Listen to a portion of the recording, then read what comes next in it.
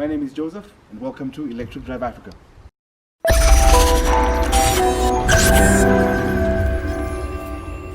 It's been about 4 months since I switched to an electric car.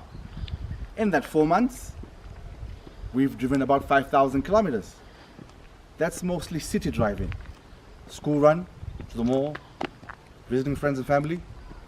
And in that time, 5,000 kilometers, if I do my calculation, if I was to drive a Toyota Corolla or a basic petrol car, it does $10 for every 100 kilometers I have to drive. So in 5,000 kilometers, that's about $500 I would have had to spend on petrol alone. I'm not talking about maintenance, service, anything like that. But in this car, it's fully electric. And I charge it right here at home.